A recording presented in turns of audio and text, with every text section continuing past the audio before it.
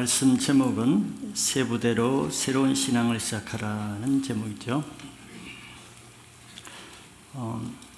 하나님이 앞으로 주일 예배에 복음서가 누가복음과 요한복음을 이미 말씀을 나눴는데 마태복음을 시작하게 하시라는 좀 소원을 주셔서 다음부터 마태복음을 주일 예배 때 나누게 되리라 생각합니다.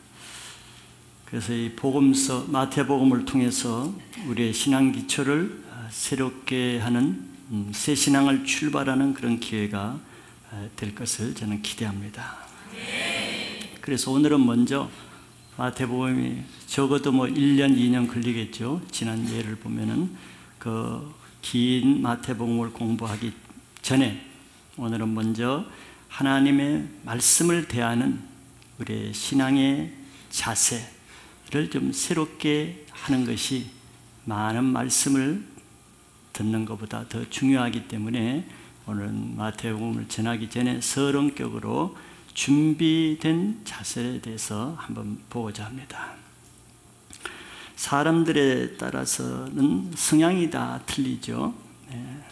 어떤 사람은 새로운 것에 대해서 매우 관심과 호기심을 가지고 민감하게 반응하는 사람이 있고, 또 어떤 사람은 옛 것에 집착해서 변화를 좀 싫어하는 사람도 있을 것입니다.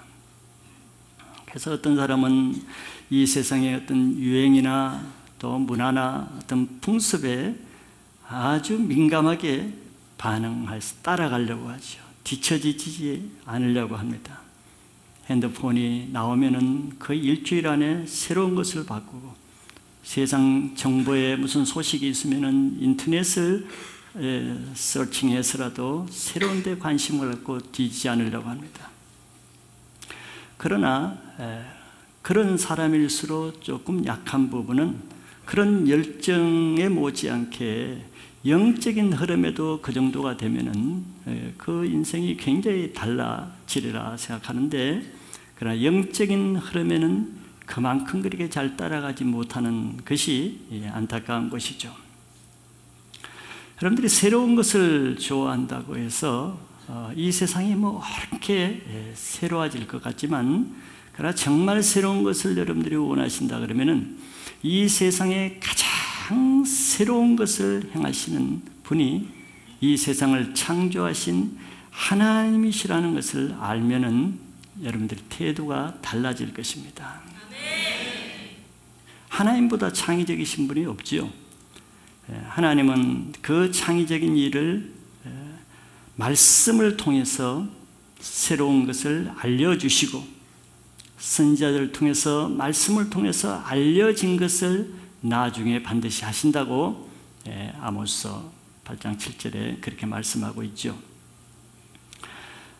세상에 아무리 이 시대가 인터넷과 또 IT 산업이 앞서간다 해도 하나님이 하시는 데 비하면은 그 아무것도 아니라고 할 수 있습니다. 즉 아무리 앞서가는 전자 기업이라 할지라도, 회사라 할지라도, 그 회사가 예를 들면은 앞으로 10년 뒤 아니면 50년 아니면 100년 뒤에 어떤 생산 제품을 우리가 출품할 것이다, 비전을 제시할 수 있는 회사가 있습니까? 아니 5년 뒤 아니면 10년 뒤에 핸드폰이 어떤 유행이 나올 것입니다. 지금 그런 광고를 하는 회사는 제가 아무도 못 봤습니다. 10년 뒤에 어떤 창의적인 일을 할지를 모르는 것이 첨단 기술을 가는 그 회사의 현실입니다. 그러나 하나님은 자기 일을 행하실 때 선지자를 통해서 이미 1000년 후에 내가 무엇을 할 것이다, 2000년 후에 이 세계가 어떤 일이 날 것이다, 3000년 후에 내가 이 땅에서 어떤 일을 할 것이다, 4000년 후가 되면 어떻게 될 것이다 하는 것을 아브라함과 모세와 또 다윗에게 수천 년 전에 일어난 일을 미리 제시하는 거예요. 얼마나 놀라우신 분입니까? 3000년을 앞서가는 거예요. 아무리 삼성전자가 앞서간다 해도 다른 회사에 10년 앞서가는 게 쉽지 않습니다. 그러나 하나님은 4,000년, 5,000년을 아니면 만세전을 이미 앞서가는 창조이신 분이죠.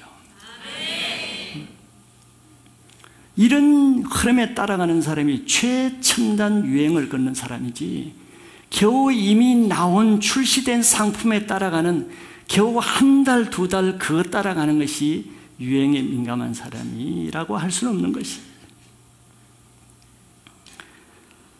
이 세상은 그래서 지금도 하나님이 약속하신 대로, 이미 비전을 제시한 대로 이 세상이 다 움직여가는 것이죠. 이 하나님이 하시는 역사에는 예외적인 일이 이 땅에서는 하나도 일어난 것이 없습니다. 즉 하나님이 선지자를 통해서 말씀하시고 약속해 놓으시지 않는 일이 이 세상에 일어난 것은 없어요. 이 얼마나 놀라운 일입니까? 그래서 우리는 이 하나님의 말씀을 따라가는 사람이 최첨단 유행을 따라가는, 영적인 유행을 따라가는 삶을 살게 되고, 하나님의 말씀에 따라가는 삶이 가장 앞서가는 예언적인 사람이 된 것이죠. 그러나 하나님은 이 하나의 말씀이 계시를 통해서 준다 그러죠. 계시는 모든 사람에게 다 일반적으로 알려진 말씀이 아니라는 것이죠. 그래서 성경 말씀이 한글로 기록되었다고 해서 모든 사람이 다 그것을 깨닫는 것은 아닌 것이 바로 이 한글이지만, 영어지만, 헬라어지만 문자가 아니고 계시이기 때문에 그런 현상이 일어나는 거예요.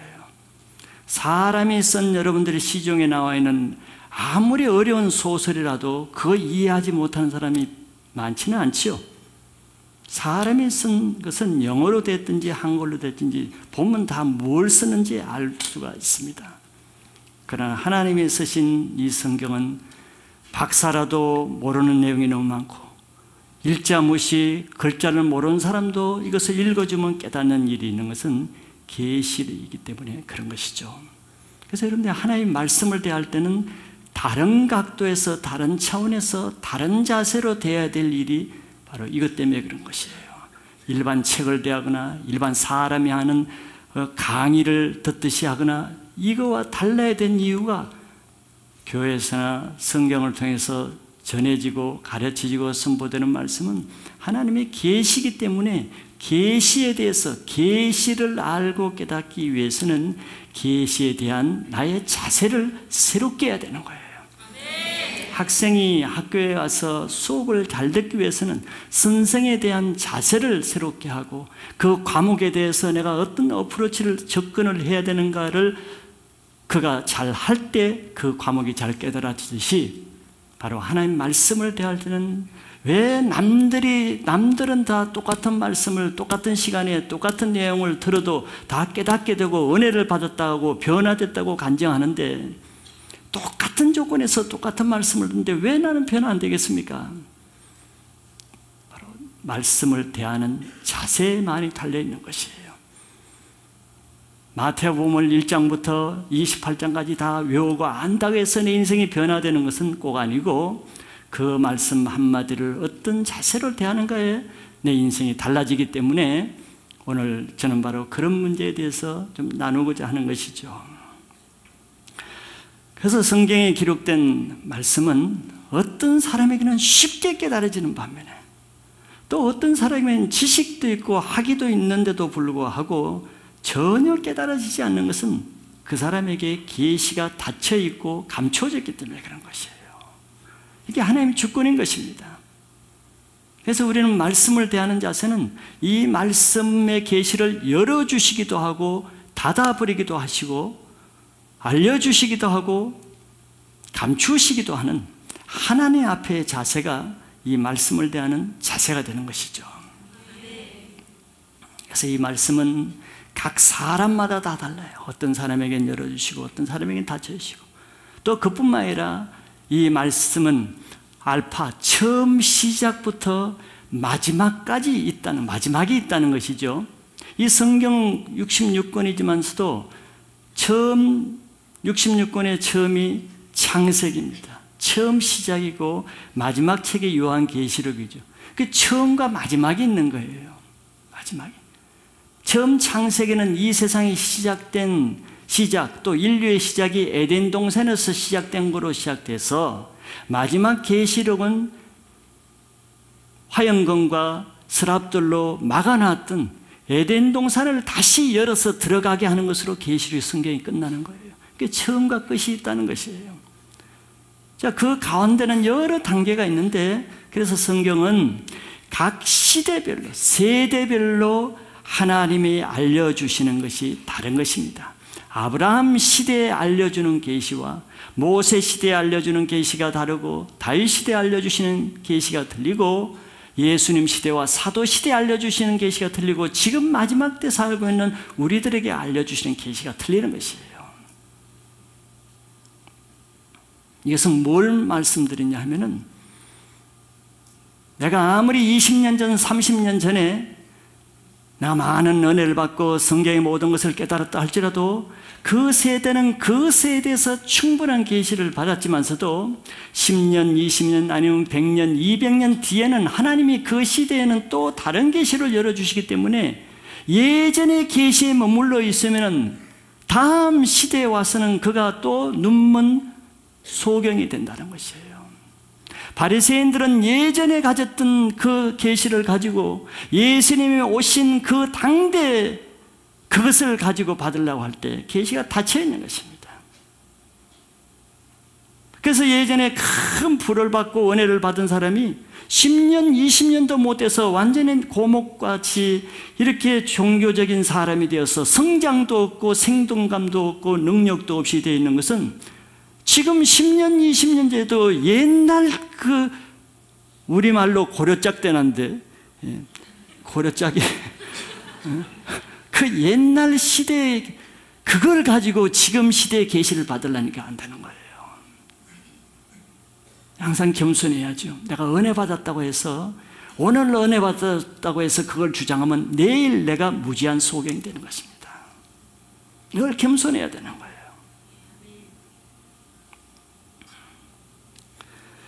그래서 이 하나님의 말씀을 놓치게 되면은, 말씀을 따라 살지 못하면은 나는 내 시대를 놓치는 것입니다.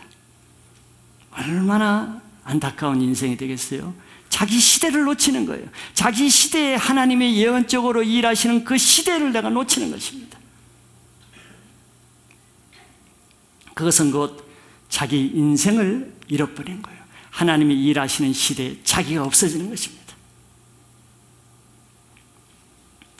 그런데 이 하나님의 계시는 마지막 때가 갈수록 계시는 더 많이 열려지고 풍성해지고 더 깊이 열려집니다. 이제 마지막 때니까. 제가 아브라함 때 알려준 것은 굉장히 희미했죠. 아브라함 때는 예수님 메시아가 그냥 올 것을 바라봤지 그 예수님이 어떤지 그거 모르고 살았어요. 모세 시대, 다윗 시대 점점 계시가 넓혀지며 지금은 정말 깊은 계시가 확장되는 그런 시대에 살고 있는 거죠. 이런 시대에 우리가 눈을 감고 귀를 닫고 있는 것은 너무 안타까운 일이죠. 그래서 지금은 하나님 말씀 안에서 하나님이 이 시대에 무엇을 행하고 계시는지, 마지막 때를 위해서 우리가 무엇을 하기를 원하시는지 우리는 깨어서 그걸 들을 수 있고 볼 수 있어야 되는데, 그것이 바로 말씀을 통해서 계시가 열려지는 만큼 각자 깨닫는 분량이 달라질 거예요. 그래서 여러분들 예수 그리스도의 장성한 분량에 이르기까지 신앙이 자라야 될 이유가 여기 있는 것입니다. 예수님이 제자들에게 말씀을 많이 하시죠. 그런데 제자들이 그때 깨닫지를 못해요. 깨닫기를 더디하는 자야, 내가 얼마나 너희와 함께 오래 있어야 되겠냐, 늘 답답해 하셨죠. 근데 제자들이 계속 못 깨달은 건 아닙니다. 나중에 그 말씀을 한 그 시대에는 못 깨달았는데, 나중에 그 사건이 일어날 때 여러분들 성경을 보시면 이것이 그때 하신 말씀이 이루어지는 것을 제자들이 깨달았더라, 이렇게 기록된 부분이 많은 것은 나중 자기 때에 그것을 깨달았다는 것이죠. 그럼 우리가 성경 말씀을 듣고 또 공부를 하지만 깨닫는 정도는 천차만별인 것입니다. 성경에서 젖을 먹는 수준의 어린 신앙의 단계에 있는 사람들은 고기를 먹는 수준의 장성한 사람들을 대할 때 늘 판단하는 죄를 짓는다 그러죠. 자기 수준에 이해가 안 되고 받아들일 수가 없으면은 사람들은 겸손이라도 하면은 문제가 되질 않죠. 내가 아직 깨달을 능력이 안 되었구나. 겸손이라도 하면은 문제가 안 되는데 사람들은 그렇게 하기가 쉽지가 않아요. 내가 이해가 안 되고 내가 받아들이기 힘들면 우선 판단합니다. 저건 틀렸다. 저건 무슨 말인가? 왜 저런가? 저게 말이 되느냐? 판단하기 때문에 그 사람이 넘어지는 거예요. 시험에 들고 넘어지고 사단의 방해를 받는 것이죠. 그래서 어느 시대나 하나님의 시대에는 믿음이 없는 어린아이와 같은 믿음이 없는 사람이 핍박을 받고 어려움을 받는 것이 아니라 항상 먼저 장성한 분량에서 먼저 앞서가는 사람이 핍박을 받는데 그들이 바로 선지자였습니다. 늘 선지자는 그 하나님의 말씀을 깨닫지 못하는 사람들에 의해서 돌을 맞기도 하고 칼에 베기도 하고 핍박을 받았죠. 믿음이 약한 사람, 젖을 먹는 사람들은 고기를 주면은 고기를 먹고자 할 때 그 몸에 거부 반응이 일어나서 배탈이 나고 체하고 어려움을 당하죠. 예수님께서도 이 땅에 오셔서 서기관들과 바리새인들에게 새로운 메시아 시대에 놀라운 말씀을 선포했지만 그들은 그 말씀에 충돌했습니다. 받아들일 수가 없어요. 그럼 자기가 무지하고 내가 잘못됐구나 이렇게 생각하는 것이 아니라 예수님이 잘못됐다 그러는 거예요. 안식일을 범하는 자고 율법을 깨트리는 자고 참남하게 하나님을 모독한다고 예수님이 잘못됐다는 거예요. 오순절 때 이 땅에 성령이 오셨을 때도 똑같은 거예요. 성령이 하신 일을 보지도 못하고 경험하지도 못하는 경건한 유대인들은 성령이 하는 일이 잘못됐다는 거예요. 이게 젖을 먹는 사람들의 공통적인 반응입니다. 물론 그런 단계가 있지만 그게 머물러 버리면은 신앙은 늘 거기서 엎치락뒤치락합니다. 늘 말씀이 들려지는 것마다 판단이 되고 시험이 되고 어려운 거예요. 바로 하나님 말씀에 내가 충돌이 생기고 성령이 하시는 일에 내가 이해가 안 되면은 겸손한 마음으로 내 신앙 영적 수준이 그 단계에 있구나 하고 인정하면은 문제가 사단의 고소를 받지 않습니다. 그래서 오늘은 바로 오늘 말씀이 그거죠. 서기관과 바리새인들이 자기들은 경건하게 금식도 하고 기도도 하고 경건하게 살고자 하는데 예수님은 그 제자들과 같이 경건의 분위기를 다 망치고 있어요. 자기들이 금식할 때 그냥 먹고 마시고 완전히 불황자처럼 바리새인들이 볼 때는 경건의 모양을 다 망치고 율법을 다 깨트리고 하나님의 예배를 완전히 회방하는 자처럼 보인단 말이죠. 그럴 만도 하겠죠. 그래서 예수님을 고소할 때 그들의 문제점이 뭔가 하는 것을 세 가지로 말씀하는데 그 중에 마지막 가죽 부대로 설명을 하는 것을 오늘 간단히 그것을 통해서 우리도 마찬가지란 우리도 똑같은 상황이 되면은 그런 반응을 보여요. 자기 틀에 좀 틀리고 자기가 지금 수십 년 동안 교회 생활의 행과 틀리면은 똑같은 그런 반응을 보일 수가 있는 것이죠. 오늘 그런 데 대해서 간단하게 제가 말씀을 나누고자 합니다. 예수님 말씀은 두 가지지요. 흥가족 부대에 부리고 새가족 부대를 가더라. 그리고 너희들이 지금까지 조상 때부터 수백 년째 먹어오던 그 묵은 포도주 버리고 이제 한 번도 먹어보지 않는 내가 주는 새 포도주를 먹으라는 건 간단한 거예요. 이건 쉽지는 않죠.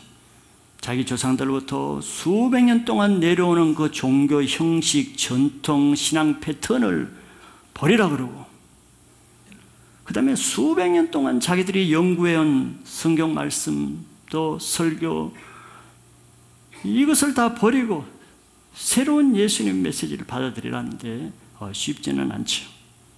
그러나 바리새인들이 살 수 있는 길은 예수님의 이 해결책, 이 말씀을 받아들이지 않고는 바리새인들이 자기 문제에서 벗어날 길은 없습니다.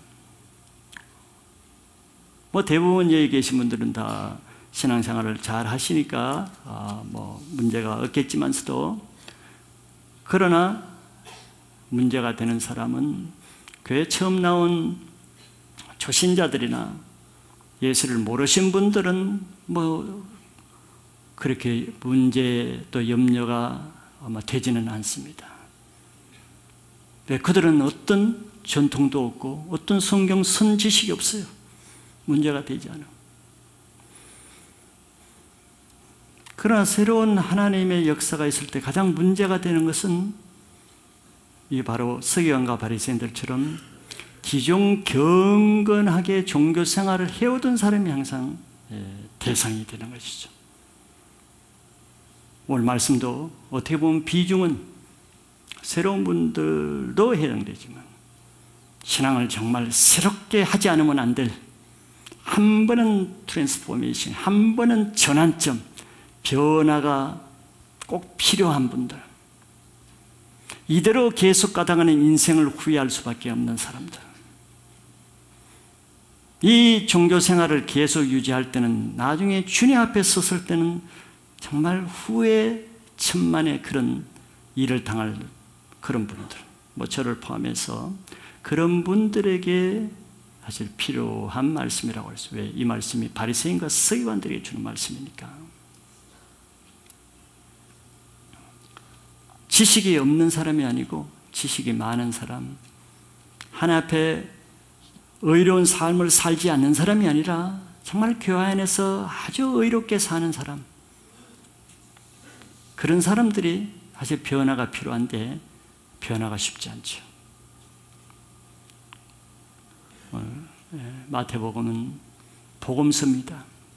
신앙의 가장 기초적인 것이고 ABC 초보적인 것이고, 그러나 가장 깊은 말씀은 복음서의 예수님의 말씀입니다. 예수님이 직접 말씀하신 것은 복음서에밖에 없어요. 얼마나 놀라운 말씀입니까? 그런데 그 기초적인 말씀을 가장 누가 못 듣는가? 서기관 바리새인들이 가장 못 들어요. 가장 기초적인 말씀이면서 가장 깊은 말씀을 누가 잘 듣는가? 세리와 창기들이 제일 잘 들어요. 놀라운 일이죠. 그래서 이 말씀을 듣는 모든 분들이 마태복음을 통해서 여러분들 신앙을 한번, 예레미야서의 말씀한 대로 한 번 좀 무거운 땅을 갈아엎는, 기경하는 다시 한 번의 기회로 가지시면은 하나님이 넉넉한 은혜를 주실 줄 믿습니다. 먼저 세 부대를 가져야 된다 고 말씀하시죠. 신앙을 새롭게 하려면 신앙의 기초를 새롭게 해야 되는데, 왜냐하면 신앙의 기본적인 자세가 잘못되면 신앙이 잘 안 자라나기 때문에 그렇죠. 늘 그런 사람을 보면 굴곡이 심해요. 좋았다가 나빴다가, 교회 보였다가 또 떠났다가, 엎치락 뒤치락 들락날락, 자기도 힘들고 옆에 사람도 힘들고. 신앙의 기초가 잘못됐어요.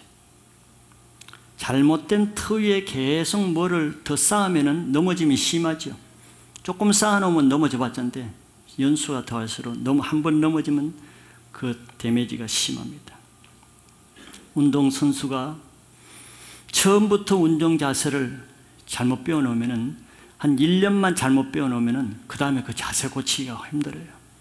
나중에 연습이 늘질 않습니다. 그래서 나중에 뒤처져지죠. 신앙은 변화가 없는 것도 똑같아요. 처음 기초를 잘못해 놓으면 나중에 그거 고치는 게 더 힘들어요. 신앙 잘하는 열심히 힘든 게 아니라 옛 습관화된 그 종교 틀을 고치는 것이 힘들어요. 그러나 겸손한 사람은 내가 아무리 옳게 여기는 내 신앙 스타일이 있다 할지라도 그것이 한 1년 해보고 아니면 5년 해보고 내 신앙이 남들과 비교해서 또 하나님의 말씀과 비교해서 별로 도움이 안 되고 방해거리가 된다면은 한번 결단하고 포기하고 바꾸는 사람이 용기 있는 사람이고 겸손한 사람이죠. 변화되지 않고 새로운 능력도 주어지지 않은 그 신앙 패턴을 가지고 물에 물 탄 듯 술에 술 탄 듯 뜨겁지도 않고 차갑지도 않고 왜 인생을 낭비하며 세월을 낭비하고 왜 그 영혼의 진을 빼는 어리석은 삶을 살 필요가 뭐가 있겠습니까? 서기관과 바리새인들은 그들이 잘못된 신학 교리와 전통을 버리기가 어려웠던 거예요. 자기가 아는 그 지푸라기 같은 그 교회 지식과 전통과 성경 지식이 그 인생의 올무가 되는 것입니다. 모르는 것이 올무가 된 것이 아니고 지푸라기 같은 거 아는 것이 올무가 돼. 그것으로 모든 걸 다 판단해. 성냥개비에 불 하나 켰다고 그 불 붙였다고 자랑하면서 그걸 가지고 늘 햇빛에 나가서 해를 견뎌보는 거예요. 자기를 교만하게 하는 지식은 하나님부터 나온 것이 아니고 아무리 자기가 알고 있는 성경 지식과 종교가 오라도 내 인생을 변화시키지 못하는 것이라면 그건 올바른 것이 아닙니다. 그건 이미 수명이 다한 낡은 가죽 부대일 뿐이죠. 마치 여러분들이 10년 전에 핸드폰을 가지고 20년 전에 컴퓨터를 가지고 어떤 지금 놀라운 성능을 가진 새로운 어플을 다운로드 받으려고 하는데 안 되는 거예요. 나는 안 돼. 딴 사람은 금방금방 새로운 것이 받아지는데 나는 안 돼. 왜 안 되는 거예요? 20년 전에 그 핸드폰을 가지고 지금 스마트폰에 나오는 어플을 어떻게 받겠어요? 20년 전에 있던 나의 그 신앙 패턴을 잘못된 패턴을 가지고 새로운 것을 받아들이려고 할 때는 안 되는 거예요. 늘 거부되고 매치가 안 되는 것이.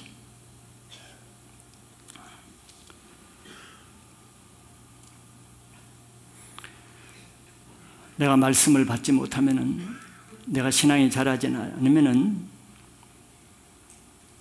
새로운 말씀을 들으려고 여기저기 기웃거리고 인터넷을 뒤지고 다른 집회를 쫓아다니고 그럴 일이 아닙니다. 내가 말씀을 못 듣게 하는 문제가 무엇인가를 체크해야지. 내 기계가 무엇인가, 무엇이 문제에서 다운로드가 안 되는가를 체크해야지. 왜 남들은 쉽게 다운로드 받아서 하나님의 말씀을 듣는데 나는 왜 안 들리는가를 체크를 해야죠. 자기가 모르면은 전문가에게 맡겨서 물어봅니다. 이 내 핸드폰에 뭐가 문제입니까? 여러분들이 자기 셀 리더나 리더에 가서 겸손한 자세로 물어보세요. 내 신앙이 뭐가 문제입니까?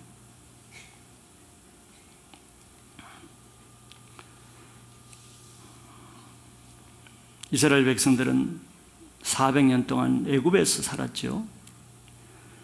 애굽에서 사는 동안 400년 동안 몸에 뭐가 배어 있었느냐? 애굽에 노예 근성이 배어 있었어요. 노예 근성. 노예는 그냥 마지못해 하는 거죠. 불평 투덜투덜 하면서 기쁘게 하는 노예는 없습니다. 하나님께서 모세를 통해서 노예 근성을 끊고 가나안 땅에서 새로운 인생을 살게 해주기로 약속하고 인도했어요.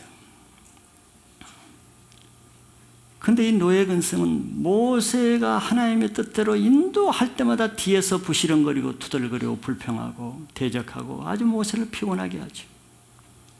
늘 애굽 생활과 비교하는 거예요. 옛날 애굽에서 오이 냉채국 먹던 생각, 콩나물국 먹던 생각, 맨 그게 좋았다는 거예요. 이게 노예 신학입니다. 애굽 신학이죠. 애굽 전통이죠. 아무리 만나를 줘도 감사가 없어요. 고기 먹고 싶다 해서 메추라기를 고기를 줘도 감사가 없어요. 애굽에서 먹어보지도 못한 것인데 옛날 콩나물국이 좋았다는 거예요. 여기서 찬양하는 것보다 옛날 노래방 찬양이 더 좋았다는 거예요.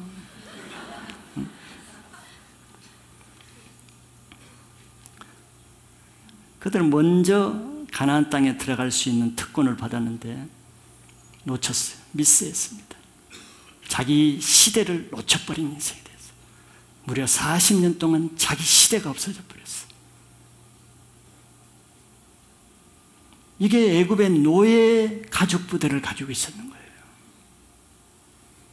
가나안을 위한 새로운 가죽 부대를 가져야 가나안을 들어가는데 애굽의 그 노예 가죽 부대로 새로운 가나안의 삶을 적응을 못하는 거죠.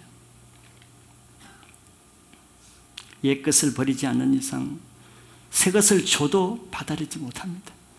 여러분들이 뭐 좋은 교회, 새 교회에 왔다고 해서 신앙이 새로워집니까? 내 옛 노예 부대가, 옛 가죽 부대가 바뀌지 않으면 어느 교회, 세계 교회를 다 돌아다니도 그 부대가 그 부대고 그 바가지가 그 바가지입니다. 딴 데서 새는 것이 밖에 나온다고 안 새겠습니까?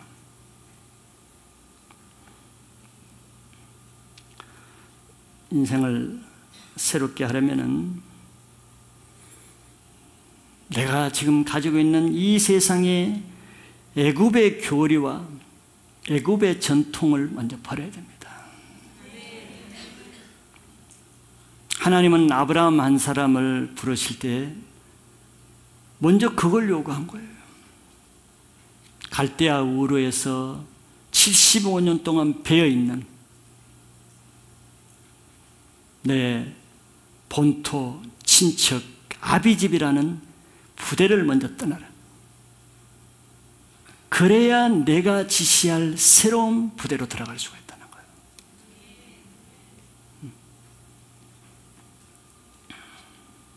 여러분들 속에 무슨 부대가 아직 찌꺼기가 남아있는가를 한번 체크해 보세요. 예수님 말씀이 들리지 않으면 그 안에 다른 부대가 있습니다. 세상 이론이라는 것, 세상 가치관이라는 부대, 이 시대의 사상과 철학과, 아니면 인간적인 사람은 인간적인 그 도덕과 윤리 차원의 인본주의적인 틀이 있어요. 근데 하나님의 말씀은 영이요 생명이란 말이죠. 그걸로는 하나님의 말씀을 혼으로 듣게 있어요. 철학으로 듣고 이론으로 듣고 도덕 차원에서 듣게 돼 있어요. 그러면 내 영이 죽어지는 거예요. 그런데 그렇게 말씀을 자꾸 들으면 내가 변할 것 같아요. 세월이 지나면 듣는 만큼 내 영이 죽어지는 거예요. 고린도후서 3장 6절 말씀이죠. 혼은 내 영을 죽게 하는 것입니다. 혼은 하나님의 영을 판단할 뿐이에요. 비판하고 판단하고 대적하는 것입니다. 바리새인들이 얼마나 성경 지식이 많았습니까? 근데 예수님 말씀을 들을 때 혼으로 들으니까, 교리로 들으니까 예수님 말씀을 계속 판단하고 배척하고 대적하는 거예요.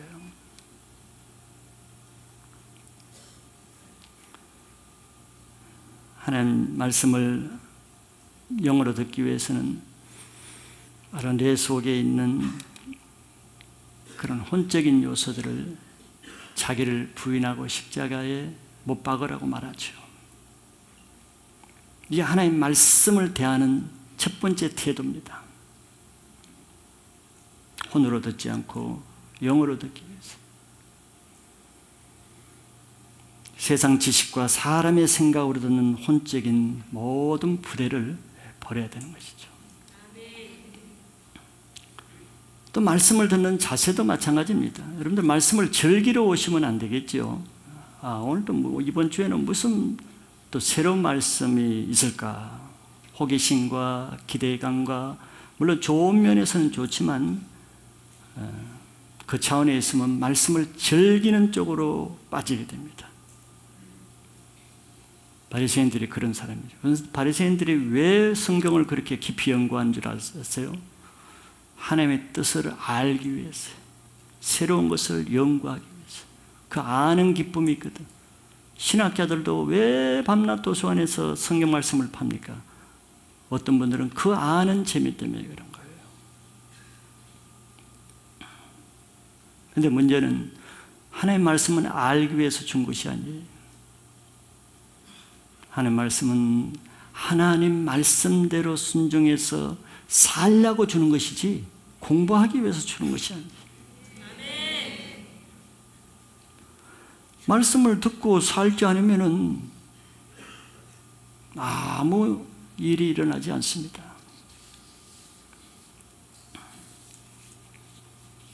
이게 많은 사람의 두 번째 가족부대, 변화되어야 될 가족부대죠. 특별히 교회를 오래 다니면 오래 다닐수록 이것이 이제 약해집니다. 마태복음 7장 24절부터 27절까지 신앙의 기초가 뭐가 되어야 되는가, 기초에 대해서 말씀하고 있습니다. 이 4절에 보면은 그러므로 누구든지 나의 이 말을 듣고 행하는 자는 그 집을 반석 위에 지은 지혜로운 사람과 같으니, 이 반석이 기초죠. 그 앞에 24절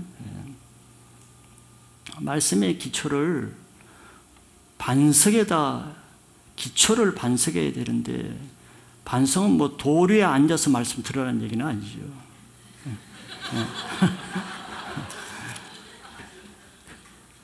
반석이라는 것이 저거예요. 이 말을 듣고 행하는 기초 위에서 예배를 드리든지 말씀을 듣든지 신앙행위를 하시라는 거예요. 그게 반석이에요. 말씀을 듣고 행하는 자체가 반석이에요. 그 사람이 어떤 사람이에요? 지혜로운 사람이에요. 그런데 지혜롭게 신앙생활을 하길 원하죠. 지혜로운 사람은 내가 신앙하는 만큼 열매, 소득, 얻는 것이 있는 사람이 지혜롭게 하는 거예요. 내가 신앙은 5년, 10년 하는데 그에 비해서 얻는 것이 없으면 얼마나 어리석은 삶을 사는 거예요. 예수님의 지혜로운 신앙을 하라는 거예요. 바리새인들은 평생 어릴 때부터 50년, 60년 인생을 바쳐 신앙하는데 지옥 자식이 되기는 다르죠. 참 지혜가 없는 사람들이 왜 이렇게 지혜가 없을까? 너무너무 지혜가 없어. 고생 다 하고 남는 것이 없어. 이게 바리새인만 그렇겠어요? 오늘날 현대교회도 나는 똑같다고 봐요. 뭐 교회 안에 있다고 해서 다 그런 것은 아니죠. 지혜로운 삶을 살아야 돼요. 근데 많은 사람들이 가족부대는 무슨 가족부대를 가지고 있냐면은 말씀을 더 듣는 가족부대를 가지고 있어요. 그래서 막 세미나라는 세미나를 다 듣고 좋은 말씀은 다 듣고 좋은 성경 공부법은 다 들고 좋은 집회는 다 찾아서 야고보서 2장 19절에는 그런 믿음을 귀신이 가지고 있는 믿음이래요. 귀신이. 이 허탄한 사람아, 하나의 한 분인 줄 알고 믿고 떠느냐? 귀신도 그렇게 한다. 바리새인들은 하나님의 말씀을 다 알아. 근데 행하지. 마태복음 2장은 손가락 하나도 행하려고 그러지 않는데, 남에게는 무거운 짐을 행하라고는 잘해놓고 가르치긴 잘해놓고 그 귀신 같은 믿음에. 그래서 요한복음 8장 44절에는 예수님 바리새인 보고 너희 아비는 마귀다. 귀신의 자식이니까 귀신 같은 믿음을 하는 거죠. 사단은 하나님이 누군지요 우리보다 더 잘 알아요. 사단은 천사였잖아요. 하나님 보호자 옆에서 찬양하라는 천사가 루시퍼였어요. 하나님 우리보다 잘 알아요. 더. 근데 사단이라니까. 왜? 알지만 하나님을 경배해야 되고 하나님 말씀에 순종해야 되고 하나님을 대적하지 말아야 되고 다 알아. 아는데 아는 것들을 행하지 않아. 반대로 행해. 그러니까 사단이 되는 거지. 그런 사람이 바로 귀신 같은 믿음인데, 그 사람이 왜 그러겠어요? 그 영이 사단에게 속해 있기 때문에 아는 건 다 알았는데 하는 행위는 마귀가 하는 행위를 많이 하잖아요. 그런데 교회에서 뭐 나쁜 일 행하고 이런 사람이, 성경 모르는 사람이 오히려 더 성경 잘하는 중직자들이 그렇게 하죠. 성경 모르는 사람이 하는 게 아니에요. 알기는 많이 알고 행하지 않으니까 마귀에게 속하는 거예요. 기초가 잘못된 거예요. 처음부터 기초가 잘못됐어요. 듣고 행하는 사람이 지혜로운 신앙인데 듣기만 하고 행하지는 않아. 그게 변화가 없죠. 그 평소에는 그게 나타나지가 않아. 평소에는 안 나타나. 25절에 보면요, 언제 그 실체가 나타났냐면은 비가 내리고 창수가 나고 바람이 불어 그 집에 부딪히되 무너지지 아니하나니 이는 주추를 반석 위에 놓은 까닭이요. 평소에는 저 사람이 진짜 하나님 앞에 인정받을 신앙인지 잘 안 드러나. 근데 우리말로는 사건을 만날 때, 사건이 터질 때, 사건을 하나님이 테스트하기 위해서 어떤 일을 행하시는 거예요. 그때 이제 드러나는데, 반석이 깊은 자는 사건을 만나서도 아무 문제 없어. 똑같아. 어려운 사건, 시험되는 사건에서 흔들리지 않아. 무너지지 않아. 신앙에 굴곡이 없어요. 변함없어요.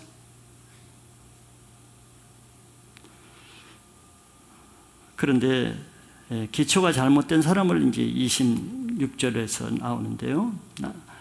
나의 이 말을 듣고 행하지 아니하는 자는 그 집을 모래 위에 지은 어리석은 사람 같으니래. 이 어리석은 사람이 있는데요. 그다음 기초를 모래 위에 지었다는 것은 듣기는 듣는데 행하지는 않아. 듣기는 매주 듣는데 교회 문 밖에 나가면 잊어버리면 행할 수도 없죠. 말씀과 상관없이 살아. 많은 세월을 낭비하겠죠. 자기 시대가 없는 거예요. 말씀이 없으면 자기 시대가 없으면 시대를 상실하고 빼앗기는 거예요. 마귀에게.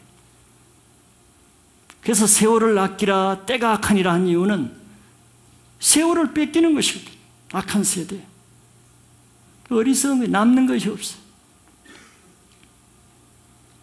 그럼 평소에 몰라. 저 사람이 겉으로야 똑같이 지금 건물에 올라가니까 집사도 되고 장로도 될 수도 있고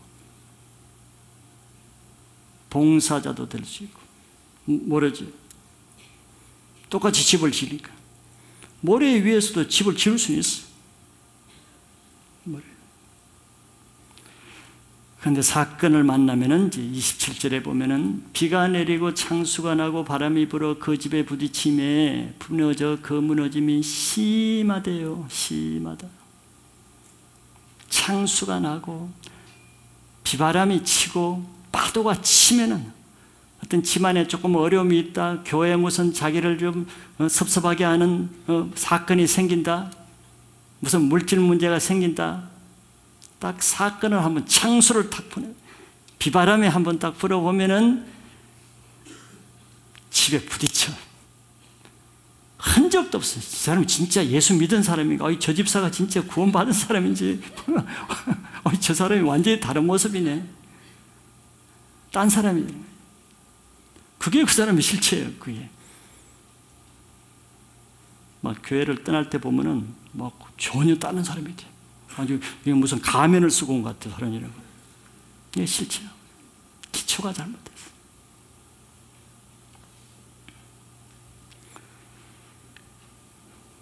늘 넘어지고 사건 만나면 상처받았다 그러고 실망했다 그러고 지가 그럴 수 있느냐 그러고 그럴 수 있지.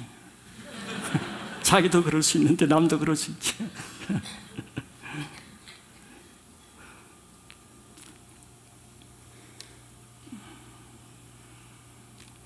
처음 신앙 시작하는 게 그래서 중요합니다. 처음 신앙의 시작을 어떻게 했냐에 따라서 달라요.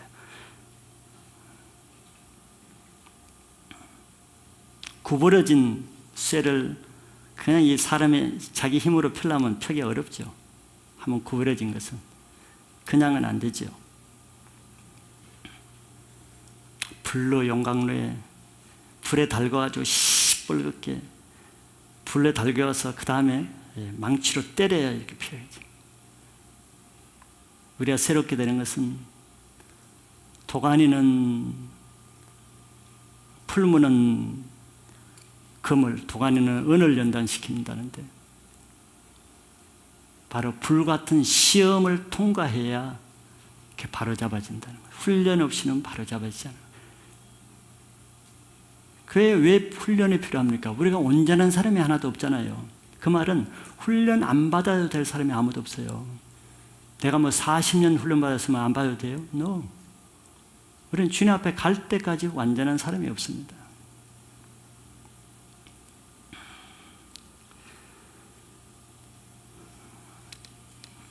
그래서 훈련받지 않는 신앙은 날 고통을 느끼는데 그 고통이 훈련 받으면서 받는 고통보다 훈련 안 받으면서 하는 신앙의 고통이 훨씬 더 크다는 걸 알아야 됩니다. 그런데 훈련 안 받으면 고생 안 하고 날 같죠. 한번 체크를 해보세요. 훈련 안 받는 사람이 다른 것으로 받는 고통이 얼마나 많은가.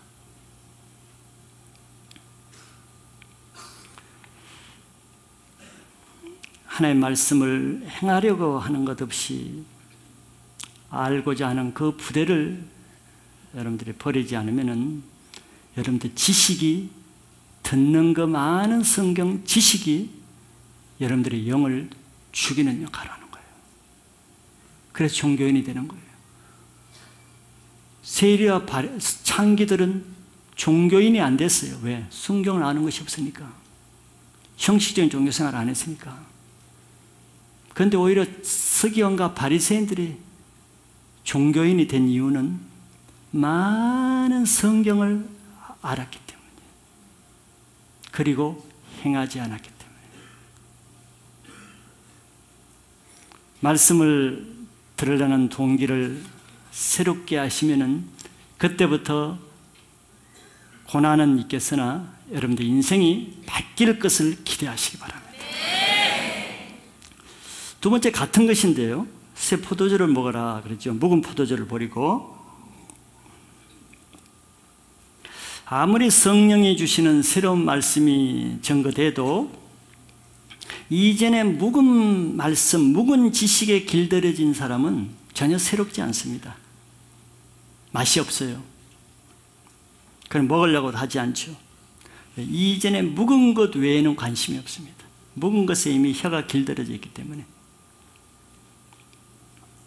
내 인생에 더 이상 어느 한계점에 다다라서 신앙이 변화도 안 되고 인생이 달라지도 않는 것은 문제가 있기 때문에 그러겠죠. 그것은 말씀을 더 이상 듣지 못한 문제입니다. 하나님의 말씀 외에는 내 인생이 달라질 수가 없습니다. 말씀이 내 영혼의 양식이기 때문에. 그런데 말씀이 안 듣는 게 아닌데 매주 와서 예배를 들으시는데 듣는데 왜 말씀이 안 들리냐 말이지. 왜 말씀이 닳지가 않느냐 말이지. 자기 몸에 병이 있기 때문에 그렇죠. 근데 몸에 조금 몸살만 하도 우리 몸의 반응은 입맛이 탁 떨어져요. 입맛이. 아무리 평소에 좋아하는 진미를 줘도 다 써. 몸에 이상이 있는 거지 고기가 쓴 게 아니에요. 음식이 쓴 게 아니에요. 다른 사람들도 맛있게 먹는 그 음식이 왜 나에게만 쓰겠어요? 내 몸에 병이 있기 때문에 그런 것이죠. 음식 탈 필요 없어요. 내가 배가 고프면요, 김치가 산의 진미보다 더 맛있게 느껴지는 거예요. 내 영혼이 굶주리고 내 영혼이 하나님 앞에 자세만 되면은 지푸라기 같은 말씀 하나에도 내 생명이 건져지는 것입니다. 이 자세가 얼마나 중요한 거예요. 이미 우리는 이것을 답을 또 모르는 바가 아니죠. 여러분 수련회 때도 하나님의 말씀을 받아서 열매를 맺는 데는 여러분이 마음밭을 새롭게 해라고 말씀 우리가 받습니다. 아는 게 중요하지 않아요. 또 다 알죠, 여러분들. 아는 게 중요하지 않아요. 내 속에 길과 같은 완고한 마음이 있으면 무슨 말씀을 들어도 그것이 안 들립니다. 내 마음을 딱 닫고 말씀을 듣는데 말씀이 들겠어요? 튕겨져 나가지. 또한 내 마음에 상처로 인해서 이 돌같이 된 이 쓴뿌리들, 상처가 있는 사람은 아무리 좋은 말 해도 나쁘게 들어요. 아무리 좋게 쳐다봐도 악하게 받아들여요. 참 사람을 도울 때 가장 돕기 힘든 한계적인 사람이 이 상처를 가지고 쓴뿌리까지 있는 사람은 무슨 말을 해도 다 나쁘게 악하게 돼. 어느 누구도 좋게 보는 사람이 별로 없어. 자기 자신까지도, 하나님까지도. 그러니 그 사람에게 하나님 말씀을 해도 좋게 들리겠어요? 좋게 안 들리죠. 쓴뿌리가 있는 이상은 모든 말씀이 쓰게 돼요. 쓰게 만들어요.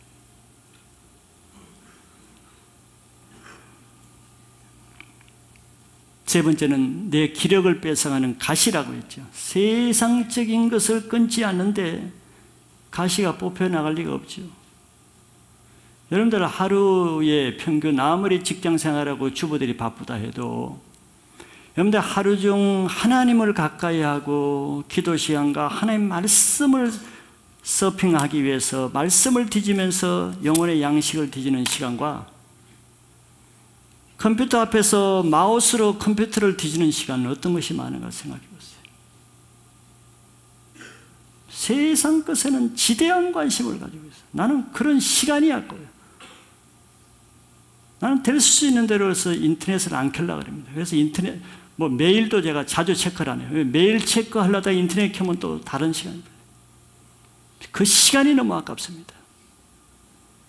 그 화면을 볼 시간이 있으면 성경 보는 그것을 하면은 얼마나 영혼의 풍성한 시간, 생명을 얻는 시간이 될 텐데 그 없어질 곳에다 시간을 다 보내고 세상 지식은 풍성한데 하나에 대한 영적인 지식은 초라한 지푸라기 같은 가분수의 인생을 살고 있는 마귀의 전략이 너무 기가 막힌 것입니다. 그 세상을 사랑하고 재물을 사랑하고 세상 연락을 사랑하는 그것이 있는데 하나님의 말씀이 달겠습니까? 내가 세상 간식을 잔뜩 군것질 나쁜 거 잔뜩 먹었는데 식사 시간에 밥맛이 있겠어요? 밥맛이 없지. 이런 세 가지 옛 가족 부대가 수선되고 버려지지 않으면 내 안에 그런 것들이 어떤 말씀을 들어도 은혜가 되지 않습니다. 판단이 되고 비판이 되고 오히려 가시로 박히게 되죠. 말씀에 자기를 은혜를 받는 것보다 말씀에 고통을 받아. 자기를 찌르는 고통을 받아. 그는 말씀이 자기를 고통스럽게 하는 것이 아니고 예수님 말씀처럼 네가 가시채를 뒷발질하니까 하나님에 대해서 말씀에 대해서 내가 싫다고 뒷발질하는 것만큼 네 발에 가시채가 꽂히는 것이다. 이 사도 바울에게 예수님이 하신 것이죠. 네가 하나님을 예수님을 나로 그렇게 핍박하니까 네 영혼이 점점 공고하고 힘든 것이지. 내 부대가 말씀을 들을 때마다 흥가족 부대면 터진다 그랬잖아요. 여기 말씀에 터지고 포도주도 터지고 가족 부대도 터진다 그랬어요. 말씀을 들을 때마다 터지는 거예요. 분노가 생기고 반발이 생기고 판단이 생기고 아프고 대적하는 마음이 생기고 고통스러운 거예요. 그거는 포도주 때문에 그런 것이 아니고 내 부대가 문제가 있는 것이죠. 새 가족 부대는 안 터져. 다 터지는 것이 아니에요. 흥 가족 부대를 가져와 가지고 자기가 새 포도주를 먹고자 하는 그 자체가 잘못된 것이지. 터질 것을 각오해야지. 그 사람은 올 때부터 오늘 내 터지겠구나 내 가족 부대가.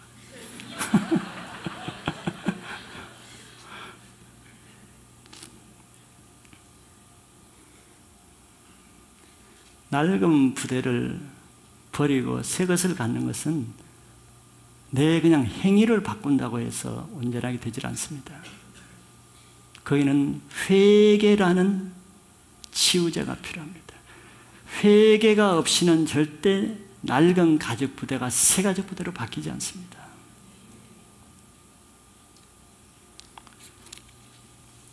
여러분들 회개의 역사가 터져봐요. 내 생각, 가치관, 내 자세, 마음 모든 기초가 바뀌어집니다. 그 교만하던 자세가 겸손하게 되고 완고하던 사람이 아주 부드러워지고 말씀에 강팍하던 사람이 은혜의 얼굴로 바뀌고 말씀을 듣는 태도가 달리고 말씀을 듣는 각도가 틀려져. 이게 새가족 부대예요. 그거는 회개를 통해서 되는 것입니다. 그래서 새 포도주는 새 가족 부대가 돼야 맛볼 수 있는 것이거든요. 왜? 그전에는 맛보는 게 아니라 맛보기 전에 터져버려요. 여러분들 회개를 해보세요. 말씀이 전부 다 새로워. 이전에 느끼지 못하는 말씀, 이전에 똑같은 본문인데도 깨닫지 못한 말씀, 모든 것이 새로워. 새 맛이란 말이지. 묵은 맛하고 틀려. 이전에 내가 지식적으로 알았던 그 성경 지식과는 틀리고, 이게 이런 뜻이었는가? 아니 이것이 이런 말씀이었는가? 틀리는 것은 내 부대가 새로워지기 때문이에요.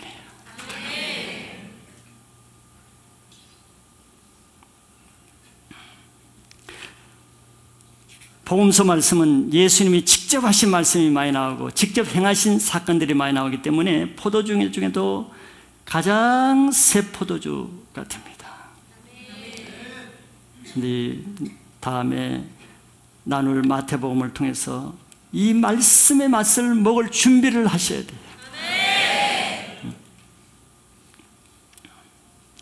에스겔서 36장 26절 27절에 이런 말씀이 있습니다. 또 새 영을 너에게 주고, 이 새 영은 성령을 말하는 것입니다.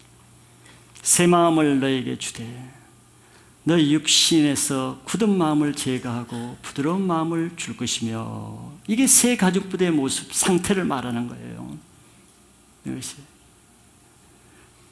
새 가족 부대는 새 영이 있어, 성령이 거하는 마음이에요. 이게 새 영, 이게 새 가족 부대의 특징이에요. 큰 가족 부대는 성령, 새 영이 있지 않습니다. 그 다음에 새 마음이 들어와죠.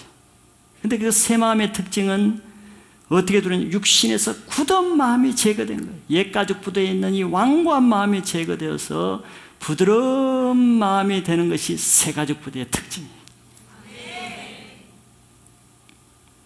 그러면 하나님이 그 새 가족 부대를 통해서 무엇을 행하시는가? 27절에 또 내 영을 너희 속에 두어 너희로 내 율례를 행하게 하리니 너희가 내 규례를 지켜 행할 것이다. 과거에는 내가 행하던 율법과 의무와 이런 하나님을 섬기는 일이 이제는 내 속에 성령을 두어서 성령으로 하여금 내가 자원해서 기쁨으로 성령의 능력으로 주님을 섬기게 되는 삶으로 바뀌게 되는 거예요. 이게 영적인 신앙생활이에요. 신앙은 억지로 막 울며 기자 믿기로 하는 게 아니에요. 내 힘으로 하는 게, 내 의로 하는 것이 아니에요. 내 의로 하니까 조금 해놓으면 자랑이 생기고 교만이 생기고 안 한 사람 판단하게 되고 나와 같지 않은 사람은 비판하게 되는 거예요. 내가 하니까.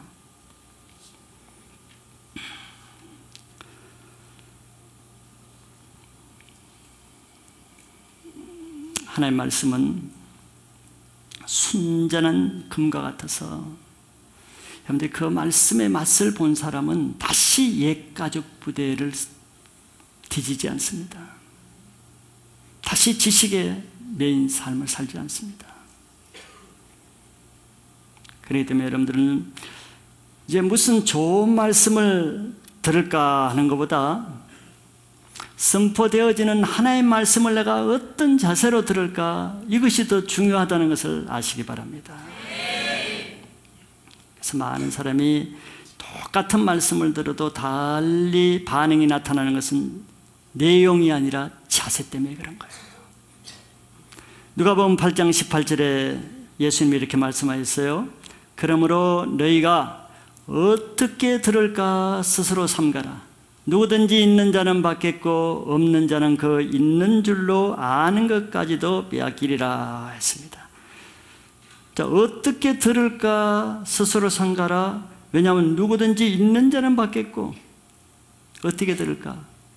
어떻게 듣는가에 따라서 말씀을 들을 자세가 되는 사람은 계속 더 말씀이 들려져서 받게 되지만 없는 자는 있는 줄로 아는 것까지도 빼앗기라 했잖아요.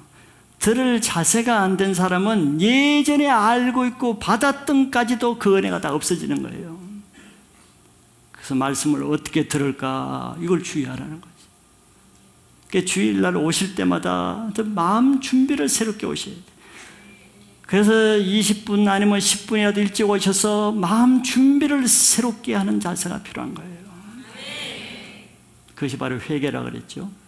회개를 통해서만 새가족 부대가 되는 거예요.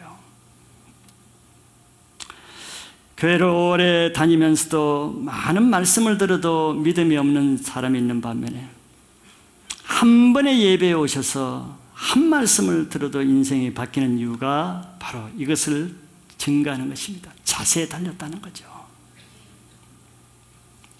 그렇기 때문에 성경은 또 하나님의 말씀을 들을 때 주의해야 될 것은 말씀을 지식으로 듣는 것을 주의해라. 왜냐하면 마음이 완고해지기 때문이다.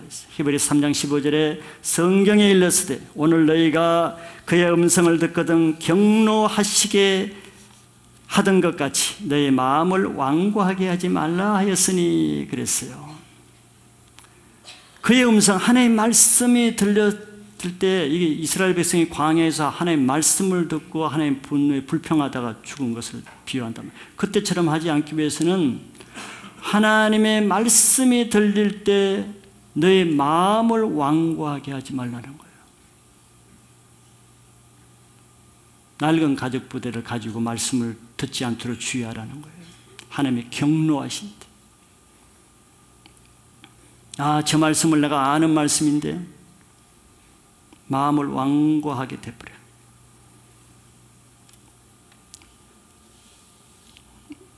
영어로서 육신의 행실을 죽이면 살지만 육신해져서 육신대로 살면 내 영은 죽는 것입니다. 내 마음을 지키는 것이 내 영혼의 생명을 지키는 거예요. 잠언 4장 23절에 모든 지킬 만한 것 중에 더욱 내 마음을 지키라. 생명의 경륜에 의해서 남이라. 바리새인들은 지식이 없어서 망한 것이 아니라 마음을 지키지 못했어. 무슨 마음을? 하나님 예수님의 말씀을 들을 때 마음이 완고해져 버리잖아요. 그러니까 돌려쳐서 결국 십자가에 죽이잖아요. 생명을 잃어버렸어. 말씀을 들을 때는 마음을 낮춰야 돼. 겸손하게 저 말씀을 행하고자 하는 이런 마음으로 들을 때 생명의 근원이 여러분들에게서 나는 것을 믿으시기 바랍니다.